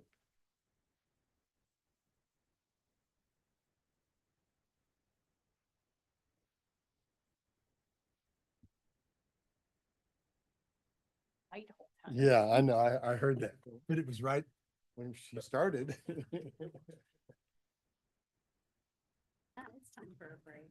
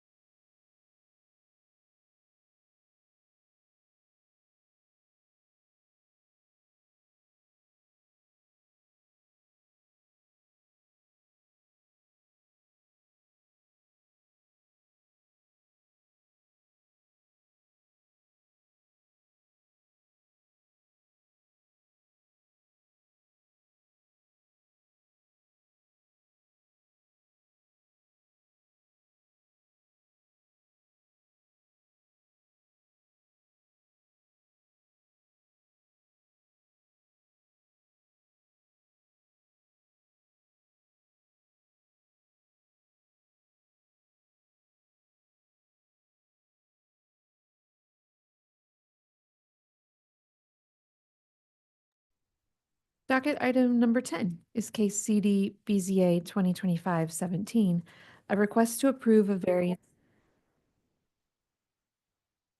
A request to approve a variance to the maximum height of a detached garage in an O2 zoning district, plus any additional variances on about 4.95 acres, generally located at 11200 Grandview Road. Connor Tomlin is the staff planner for this case.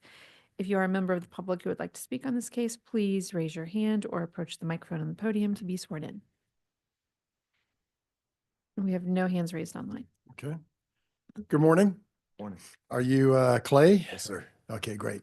Welcome. Please raise your right hand as I administer the oath. And if you agree, please say I do, along with your name and address, please. Do you solemnly swear or affirm to tell the truth and nothing but the truth in this meeting today? I do. Clay Leslie, 12513 Monroe Avenue, Grandview, Missouri. Great. Thank you, Clay. There's a list of administrative exhibits associated with your case that we need to admit. They're 1 to 9 on your staff report. First of all, if you have any questions on those, I'll be glad to answer them. If not, maybe we have your permission to admit them. Yes, sir. We did have a design change, so we were just actually asking for an extension for a couple weeks. Okay. Board members, you okay with that one? So we have first meeting, help me out with dates. I was just going to ask, is there an issue on the staff's end for that? There's not. Okay. There's no issue with that at all. So we have a meeting in April. April 9th would be April your 9 and meeting. April 23. Which one you thinking about? 9th would be fantastic. Okay. And I guess, has the city received whatever documents you have changed, or is that still in process? They gave me a rough draft, and he's working to finalize Okay. those plans. Okay. April 9th with fee? No fee. No fee. Do we need to ask for public comment? Yeah. Is there any public comment in the virtual audience on this case? We did not have any hands raised. Thank you. We still don't have any hands raised. Yeah. I'll Go make ahead, a Mr. motion. Hayes. On docket item 10, case CD BZA 2025-17, I move that we continue the case till our May 9th meeting. April 9th. April 9th meeting with no fee. Perfect. Do I have a second? Second. Second from Mr. Gorens. I heard his name first. Gorin. Sarah. Gorens, Aye. Mixdorf, Aye. Wright, Aye. Hayes, Aye. Ebbets. Aye. We'll see you on April 9th. All right, thank you. Appreciate No, it. thank you. Thanks, Connor. Need anything? Docket item number 11 is case CD BZA 2025-20.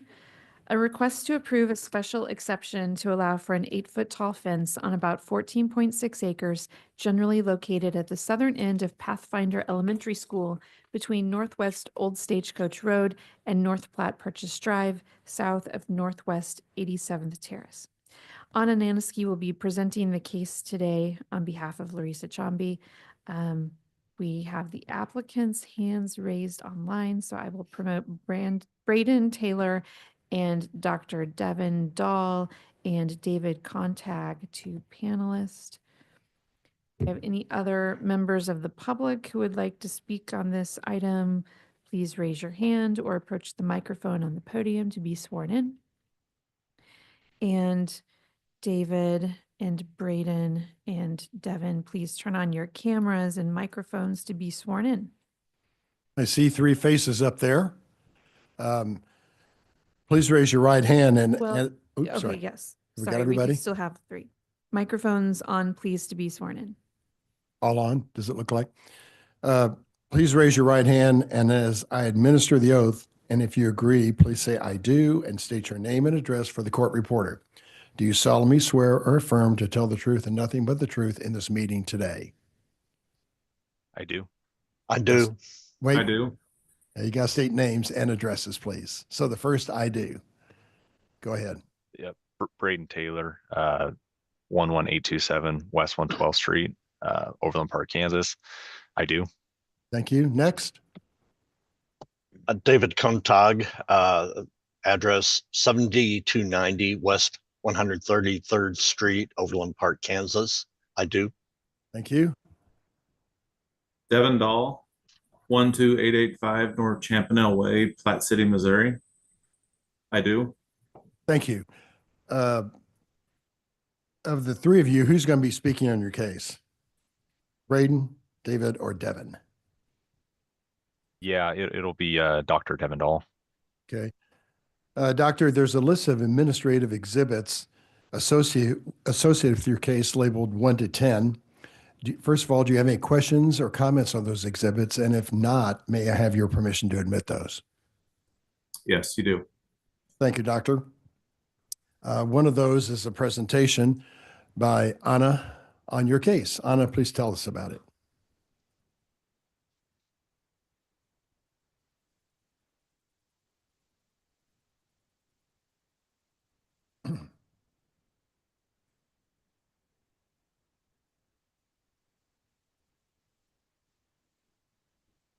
Okay, finally did it. Okay, this is docket item number 11, case CD BZA 2025-20, and this is a special exception for the Pathfinder Elementary School. The site is located in the northern portion of Kansas City, Missouri. More specifically, it is off of Northwest 87th Terrace. If you are familiar with the Northland and where the Costco is, you can see the Costco in its parking lot over to the northeast, and the school is tucked in back away here in the yellow parcel. And the yellow circle represents roughly where the fence is proposed to be located. So here is a closer look at the new playground that they are proposing and more details about that site. So the red is the proposed 8-foot fence, and the yellow is where the 6-foot fence is. So the 8-foot is what we're here to talk about today, because that is taller than what is required for the municipal code. Oh my goodness. Far from Zoom. Okay, so per this section of code, fences in an R-zoned district, the maximum is 6 feet. For the rear and side yards, the applicant is proposing a 8-foot tall fence. This is a 2-foot change. And again, this is only for the portion that I highlighted in yellow, near the basketball area, basketball courts. I wouldn't say courts. Here you go. Near this portion of the playground. Will a substantial change to the neighborhood occur? We do not believe this will create a substantial change to the neighborhood. And can the difficulty be obviated in some other way? Yes, they could build a 6-foot fence. However, the purpose of the taller fence is to keep things like basketballs, other kickballs, things that the kids are playing with, on the site and away from the adjacent residential neighborhood. This is a look at the proposed fence in question. It is going to be a chain link fence that it is coded. And then I'll quickly go over the review criteria for a fence. The first being, is there good and sufficient cause to grant the exception? And as mentioned before, this is to provide an additional barrier to prevent that play equipment from disturbing and getting into the residential neighbors' yards. So we do expect, or it is commonly associated, these taller fence with playgrounds for that very reason, to keep stuff on the playground side of the fence.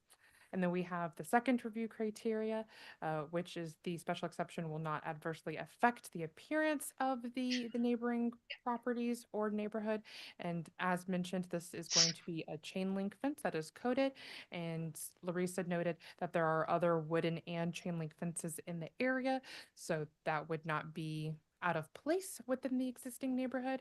And then we have review criteria 3, which is the wall or fence compatible in terms of materials or color, which is kind of like a duplicate question, but again, it's vinyl coated chain link meant to surround the play area, which we do commonly associate with playgrounds.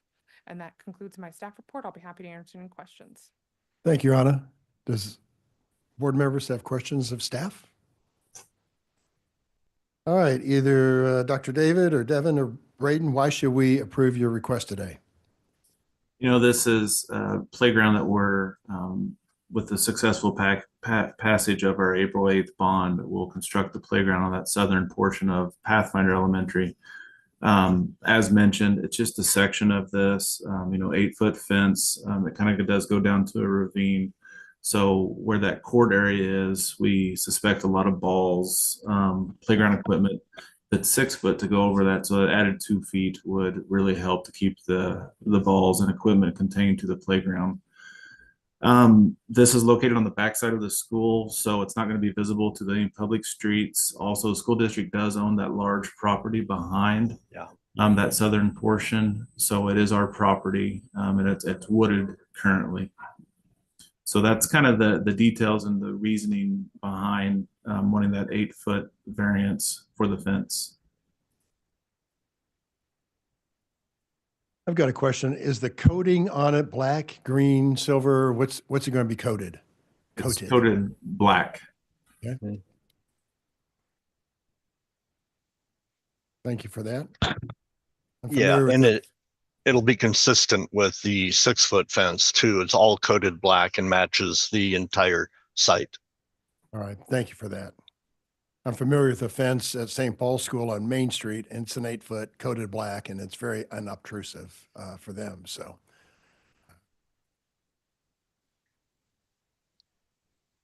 I bet the kids will take that as a challenge to get a ball over anyway. Oh, yeah. No, it seems pretty straightforward, so I'll make a motion. Thank you, Jazz. Go ahead. On docket item 11, KCD BZA 2025-20, I move that we grant the requested special exception in accordance with site plan and staff report.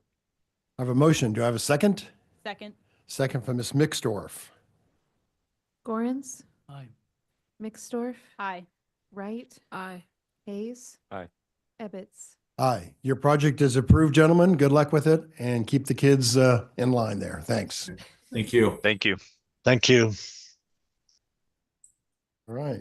Docket item number 12 is case CD BZA 2025-21, a request to approve a variance to the parking and loading standards to decrease the required amount of parking for a business, plus any other needed variances on a B3-2 zoning district on about 1.28 acres generally located at the southwest corner of Northwest Berry Road and Northwest Prairie View Road.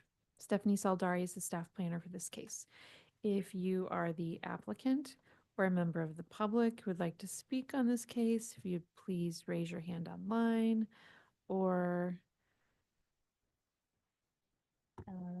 David I don't see David's name online. I did tell him to come at 11 and It's actually 11. on point on that. Yeah. Yeah, thank you. Do you see him? No. Do you Put want to it give him on a a call? go. Well, we also don't have number 8. He did not answer on his phone call and he's also not online. So we've got, The 12's coming eventually, right, David? Yeah, they said they were coming.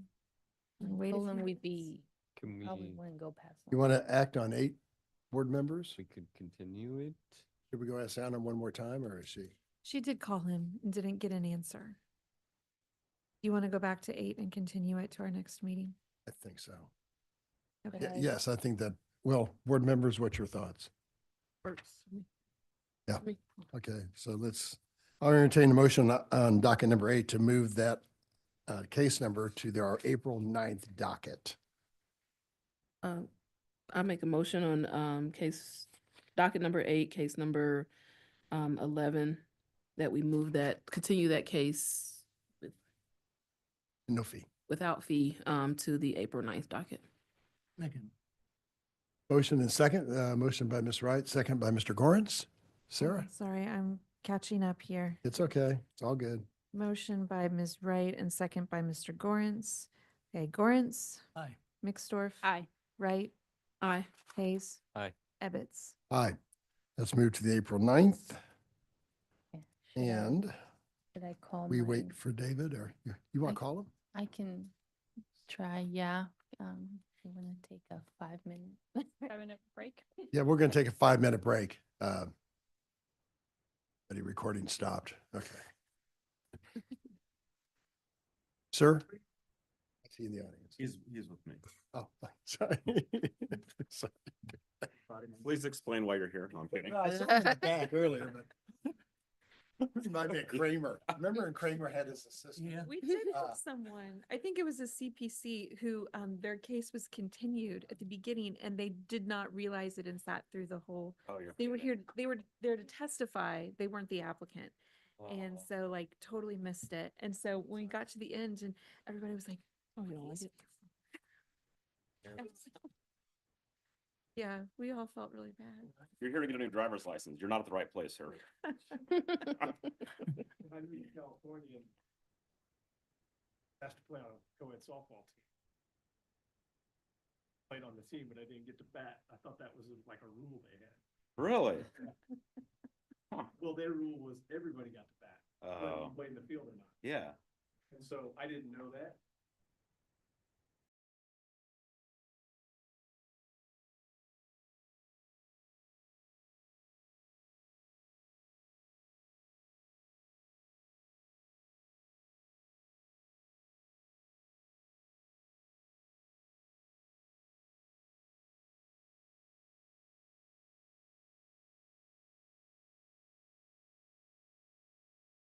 Tube audience. Miss Stephanie? Did I call this case? Yes, I did. Yes, you did. Okay. So Do we have David? we in the have outline? David. If we, anyone else who would like to speak on this case, if you could please raise your hand online. I'm promoting David Vonadeskety. Apologies if I mispronounced that, to panelist.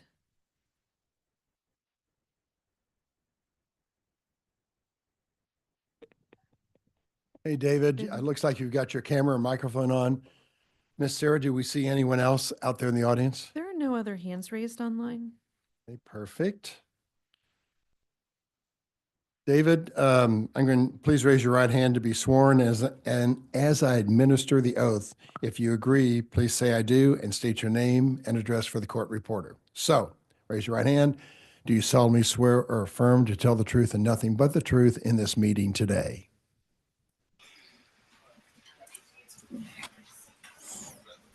I, David, solemnly swear to tell the truth and nothing but the truth in this meeting today. And state your name and address for the court reporter, please, David. This is David Von Ediscuti, Wilkes Architects, 15 9th Avenue North, Hopkins, Minnesota, 55343. Perfect. Thank you very much. Not sure we had a Minnesota person with us lately, but thank you for coming online. Sir, there's a list of administrative exhibits we need to admit for your case today. They're labeled 1 to 9. First, do you have any questions on those exhibits? And second, if you do not have questions, may we have your permission to admit those? Yes, you may have my permission. Okay, thank you. Part of that is a presentation on your case by Miss Stephanie Solderi here in the live audience. Stephanie, tell us about the case. All right, we got docket item number 12, CDBCA 2025-21, located on 7107 Northwest Berry Road, zone B3-2, and the applicant is seeking approval of a variance to the required off-street parking ratio to reduce the amount of off-street parking for a new restaurant on the subject site. So the subject site is located east of I-29. And this is the subject site on Prairie View Road and Berry Road. And it is currently a strip mall. So the restaurant will go in this space here. And this is just some pictures of the existing parking lot in the site, of course. All right, so for our variance request is a variance to the required parking ratios to permit as to permit 0 off-street parking spaces for an eating establishment in an existing strip mall on the subject site. So this would be a complete deviation. A change to the character of the neighborhood is not anticipated. So the business is located within a strip mall that has shared off-street parking spaces. The difficulty cannot be obviated by through a different method, because the existing total parking ratio for all the existing businesses is already under the requirement by 24 parking spaces, which I will get into a little later. This is not a large space, so adding more parking might not be possible.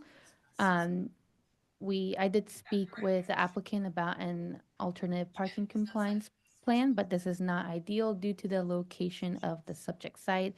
So it is adjacent to Northwest Berry Road and Northwest Prairie View Road, and both are very busy, high traffic streets that are not pedestrian friendly. All right, so this is the site plan. So again, this is where the restaurant is going in. And the applicant submitted this chart showing like how much parking each existing business needs, and then how much are existing on the site right now. So there is a 24 spot deficiency, and doing some research on the lot, this strip mall looks like it's been there since at least the 80s. So I had to look back on to Chapter 80, our previous zoning code before Chapter 88, and their parking requirements seem to be less strict than the one we have now. So it probably did meet Chapter 80's parking ratio, but now it does not. And then if this is a 1,000-foot radius, which is if they were to do an alternative parking compliance plan, it has to be anywhere within this red circle. And as you can see, it wouldn't make sense to have someone like park here and then walk across Berry Road to get to the restaurant.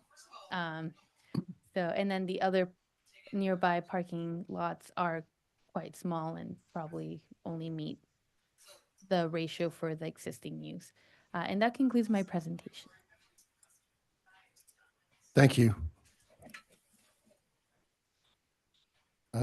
David, why should we, first of all, board members, questions of Ms. Sodori? And looking at this, Stephanie, is it letter E in this in this tenant list? Yeah. Is that the one who's coming in? Yeah.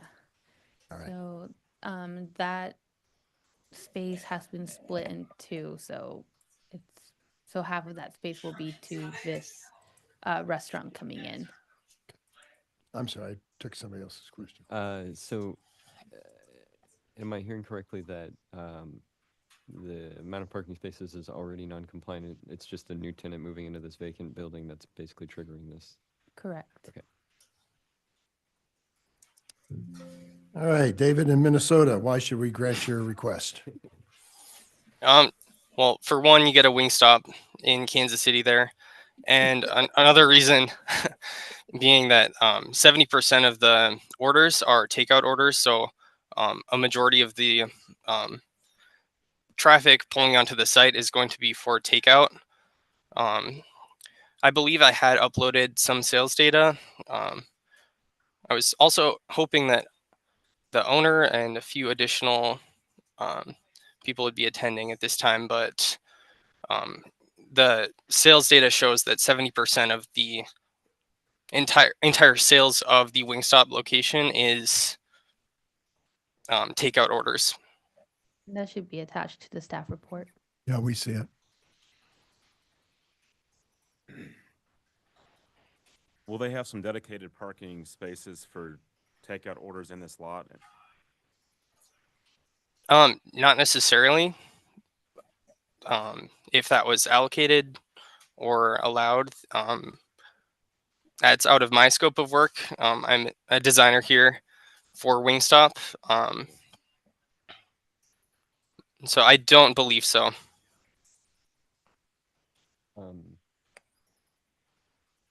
Not a question, but a comment. I actually used to work at the Smoothie King on this site. And I don't recall, at the time, I believe this unit had like a battery store or something. I don't recall there ever being any parking issues on it. Yeah. So I would be favorable to this variance. Mr. Hayes, were there still there's a Chinese restaurant, Indian restaurant? It looks like it's all in that tenant Eaten list. at both of those establishments Yeah. many times. And never had a parking issue, it sounds like. Never, nope. And then not to get too technical, the Smoothie King is technically on its own lot. So if they needed any parking, it would not be on the lot where this Wingstop's coming in, but because they're exclusively a drive-through, they don't require any parking. Got it. Interesting. Okay. Board members, any further questions of staff or Mr. David? I'd offer a motion if there's no other questions. Thank you, Ms. Mixdorf. In docket number 12, case number 21, I move we grant the applicant's request in accordance with site plan and staff report. I have a motion. Do I have a second? Second. Second for Mr. Hayes. Gorens? Aye. Mixdorf? Aye. Wright? Aye. Hayes? Aye. Ebbets? Aye. Your project is approved, sir. Good luck with it. And thanks for joining us in warm Minnesota. Thank you so much. I appreciate your time. Bye-bye. Bye. Well, with that, We had somebody come in. Oh. Okay. okay. You did a great job. You did a really good job. With that in mind, 2 hours and 10 minutes. The record. We're adjourned. Wow. Guys, that hasn't happened since like 2019. Yeah. That's when we didn't have it. I hope you all noticed that we did